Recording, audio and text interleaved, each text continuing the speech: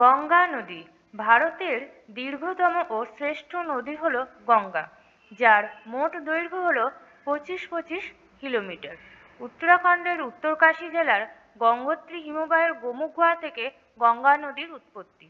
উৎপত্তিস্থলে এর নাম ভাগীরথী।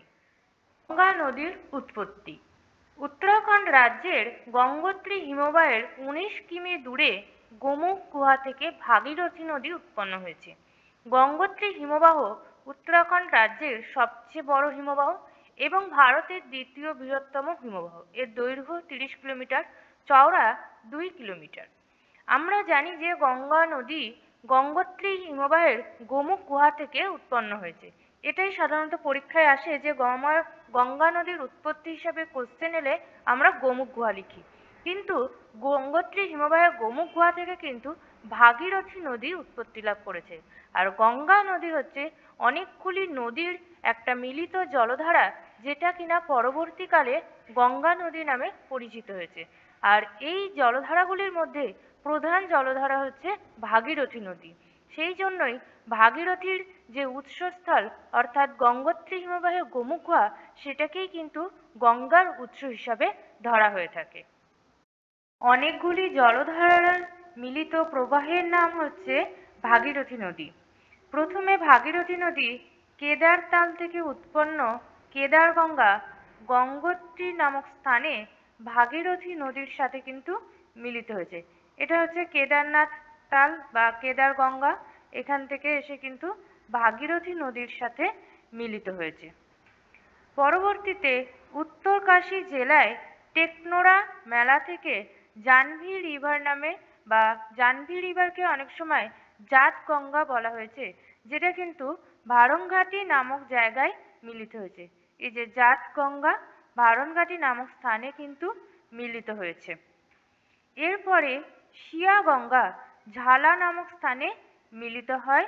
শিয়া গঙ্গা, এই যে ঝালা নামক স্থান, এখানে কিন্তু মিলিত হয়েছে শিয়া গঙ্গা। এরপরে দধিতাল থেকে আশি গঙ্গা গঙ্গোরী নামক স্থানে মিলিত হয়েছে। এই তিনটে মিলিত যে জলধারাগুলো আছে, এই জলধারার ফলে ভাগীরথী নদীতে কিন্তু প্রচুর পরিমাণ জল বেড়ে যায়, যার জন্য ভাগীরথী নদীর ওপর তৈরি হয় তেহরি ড্যাম। উত্তরাখণ্ড রাজ্যের তেহরি ড্যাম কিন্তু ভাগীরথী নদীর ওপরে তৈরি হয়েছে। নদী তৈরি হওয়ার পর সেটি অলকানন্দার সাথে মিলিত হয়েছে হচ্ছে দেবপ্রয়াগ, যেখানে এই দুটো নদী মিলন হয় সেই নদীর সঙ্গমস্থলকে বলা হয় কিন্তু প্রয়াগ। এই গঙ্গা নদীর গতিপথে মোট 5টা প্রয়াগ আছে। এগুলি হলো বিষ্ণুপ্রয়াগ, নন্দপ্রয়াগ, কর্ণপ্রয়াগ, রুদ্রপ্রয়াগ আর দেবপ্রয়াগ। প্রথমে দেখতে পাচ্ছ যে বদ্রীনাথ, এখান থেকে মিলিত হয়েছে অলকানন্দার সাথে ধৌলি গঙ্গা মিশে হয়েছে বিষ্ণুপ্রয়াগ। অলকানন্দার সঙ্গে নন্দা দেবী মিশে হয়েছে নন্দপ্রয়াগ। অলকানন্দা আর পিণ্ডারি গঙ্গা হয়েছে কর্ণপ্রয়াগ। মন্দাকিনী আর অলকানন্দার সাথে মিলনের ফলে হয়েছে রুদ্রপ্রয়াগ। ভাগীরথী আর অলকানন্দার সাথে মিলিত হয়েছে দেবপ্রয়াগে। 5টি প্রয়াগের মধ্যে প্রথম প্রয়াগ হচ্ছে বিষ্ণুপ্রয়াগ। বদ্রীনাথ থেকে উৎপন্ন বদ্রীগঙ্গা এবং নীতিপাশ থেকে উৎপন্ন ধৌলিগঙ্গা বিষ্ণুপ্রয়াগে মিলিত হয়ে অলকানন্দা নদী নামে প্রবাহিত হয়। নীতিপাশ থেকে ধৌলিগঙ্গা উৎপন্ন হয়েছে, আর শতপথ হিমবাহ এখান থেকে কিন্তু অলকানন্দা নদী উৎপন্ন হয়েছে।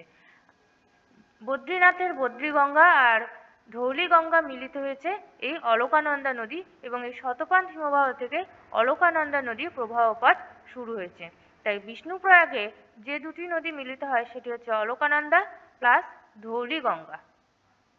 দ্বিতীয় প্রয়াগ হচ্ছে নন্দপ্রয়াগ। নন্দপ্রয়াগ নন্দা দেবী গ্লেসিয়ার থেকে কিন্তু নন্দপ্রয়াগ উৎপন্ন হয়েছে। নন্দপ্রয়াগ হলো নন্দাকিনী নদী আর মূল অলকানন্দা নদীর সাথে মিলিত এমন একটি সঙ্গমস্থল, যেটা নন্দপ্রয়াগ নামে পরিচিত। তৃতীয় প্রয়াগ কর্ণপ্রয়াগ। পিণ্ডারি গ্লেসিয়ার বা পিণ্ডারি হিমবাহ থেকে কিন্তু পিণ্ডারি নদী উৎপন্ন লাভ করেছে, আর কর্ণপ্রয়াগ হলো সেই স্থান যেখানে অলকানন্দা নদী পিণ্ডারি হিমবাহ থেকে উৎপন্ন পিণ্ডার নদীর সাথে মিলিত হয়ে কর্ণপ্রয়াগ সৃষ্টি হয়েছে। চতুর্থ প্রয়াগ হলো রুদ্রপ্রয়াগ। চোরাবাড়ি হিমবাহ থেকে উৎপন্ন হয় মন্দাকিনী নদী এবং মন্দাকিনী নদী অলকানন্দা নদীর সাথে মিলিত হয় হচ্ছে রুদ্রপ্রয়াগে। পঞ্চম এবং শেষ প্রয়াগের নাম হচ্ছে দেবপ্রয়াগ, যেখানে গঙ্গোত্রী হিমবাহ থেকে উৎপন্ন ভাগীরথী নদী আর অলকানন্দা নদীর প্রধান সঙ্গমস্থল হচ্ছে এই দেবপ্রয়াগ। গঙ্গা নদীর গতিপথে যে 5টা প্রয়াগ আছে, এই প্রয়াগের নামগুলো তোমরা ভগবানের নাম অনুসারে কিন্তু মনে রাখতে পারবে। ভগবান বিষ্ণুর নাম অনুসারে তোমরা মনে রাখতে পারো বিষ্ণু প্রয়াগ। নন্দপ্রয়াগ শ্রীকৃষ্ণের নাম অনুসারে মনে রাখতে পারো নন্দপ্রয়াগ। কর্ণপ্রয়াগ মহাভারতের কর্ণের নাম অনুসারে তোমরা মনে রাখতে পারো কর্ণপ্রয়াগ। রুদ্রপ্রয়াগ ভগবান শিবের নাম অনুসারে তোমরা মনে রাখতে পারো রুদ্রপ্রয়াগ। এবং দেবপ্রয়াগ দেবতাদের নাম অনুসারে তোমরা মনে রাখতে পারো দেবপ্রয়াগ। আজকের ভিডিওতে গঙ্গা নদী ও গঙ্গা নদীর উৎপত্তি এবং পঞ্চপ্রয়াগ এগুলো নিয়ে বিস্তারিত আলোচনা করলাম। আজকের ভিডিওটা এই পর্যন্তই। দেখা হচ্ছে পরবর্তী কোনো ভিডিওতে।